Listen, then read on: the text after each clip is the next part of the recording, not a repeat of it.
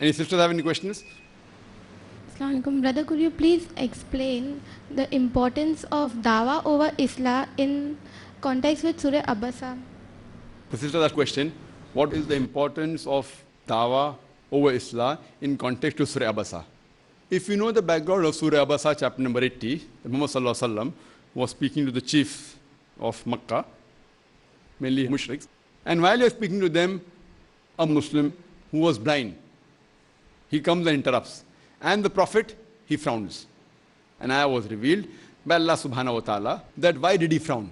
The reason here that if you analyze for a layman, when he's speaking to any VIP, whether it be a minister or a prime minister or an important person, and if some commoner comes and interrupts, it is but natural, the reaction would be that he would frown.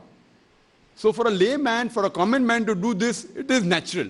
But for the Prophet, because Allah says in Surah Qalam, chapter number 68, verse number 4, thou art standeth on the highest standard of character. Allah says in Surah Azab, chapter number 33, verse number 21, that verily in the Prophet will you find the most beautiful pattern of conduct. So because he was on a different level, for him frowning, an ayah was revealed, that why did he frown? Not that he did a sin, not that it was a mistake for a normal human being, but because his caliber is so high, for a person of his caliber, frowning did not suit him. Not that it was a sin, not that it was a mistake.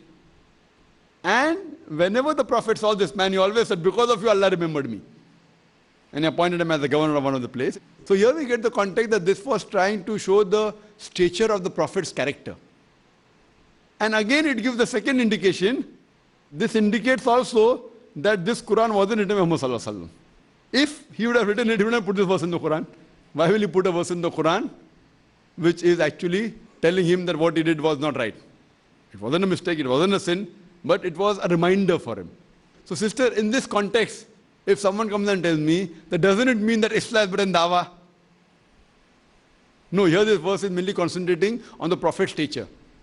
Whatever you're doing, Dawah or Islam, if you have told him nicely that, please excuse me. So the verse was revealed only telling him that because of his stature. Today suppose I am speaking with a non-Muslim and if a Muslim comes and interrupts me, if he hasn't taken an appointment, even I would not like it. That doesn't mean no, because the Prophet said even you should stop doing dawah and speak to the Muslim.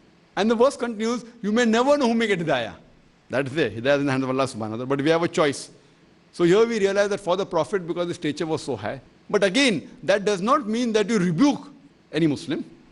But suppose I have taken an appointment and speaking to a non-Muslim.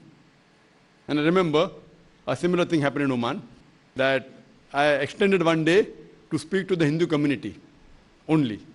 And unfortunately, someone told one of the clubs, one of the other Muslim groups, that Dr. Zakir Naik was coming at the same time. I said, impossible.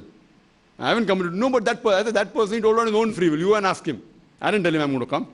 Finally, I gave them a time in the morning. I said, this is more important for me.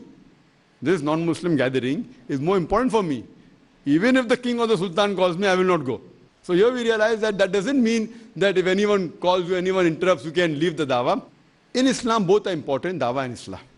But if there's a need, for example, if a patient comes with a small cough or cold, or if he has a small bruise, a small cut, and another person comes with a heart attack, a doctor is supposed to treat both.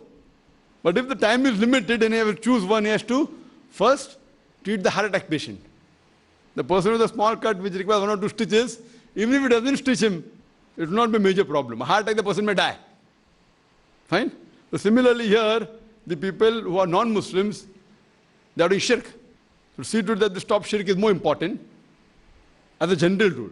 In some specific cases, it may change, but as a general rule, in these cases, but natural, conveying the message to the non-Muslims is more important. But that does not mean you neglect the Muslims. But if the time is limited and you can do only one out of the two, then do the one which is more important. Hope that answers the question. We have a last question before we end.